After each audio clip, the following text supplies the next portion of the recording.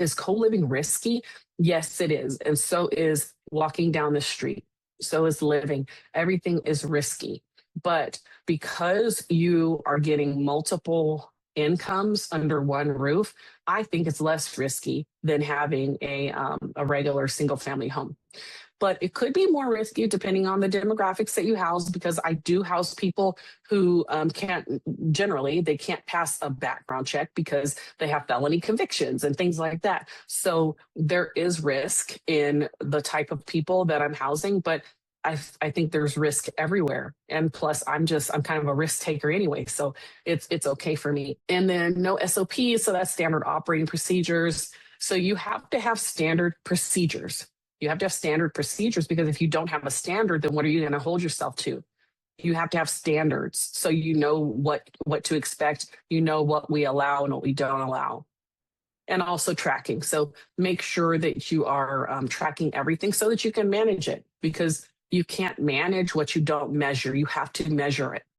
Just like if you're trying to lose weight, you have to weigh yourself. If you never weigh yourself, then how do you know? How do you know that you're losing weight? You have to measure. You have to get on that scale so that now you can manage it. You have to document it and see what the progress is. See if the pounds are going up or if they're going down. You need to see that so that you can manage it. And then make sure that you stick to your boundaries. So every time I have bent the rules for someone, it has bitten me.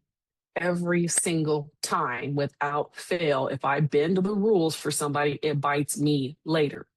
I've bent the rules on late payments.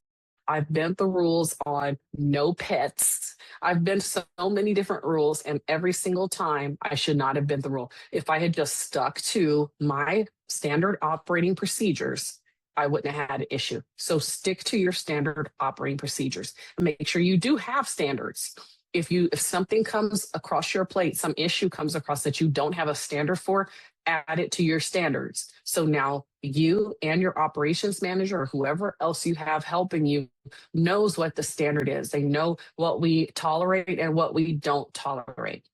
And remember, on patterns become problems, your residents talk to each other. They talk to each other. So if you tell somebody, okay, I'll let you slide this month, but don't tell anybody, they're going to tell everybody. They're going to tell everybody. So just stick to your standard operating procedures and you won't have any issues at all. Plus, another thing I want to point out is you don't want to make things personal. Nothing is personal. It's not Katrina is asking me for rent. It's Roundtable Living LLC. So when I first started, even though it was just me, I used we language. It's we don't tolerate this. We don't accept cash payments. We this, we that.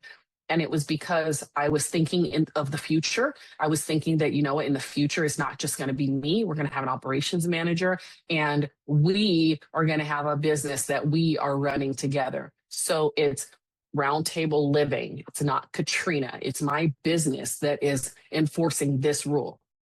It's not Katrina's rule. It's Roundtable Living. We do not accept pets. So I'm like a representative of the company. So that's another way to not feel so awkward with enforcing rules.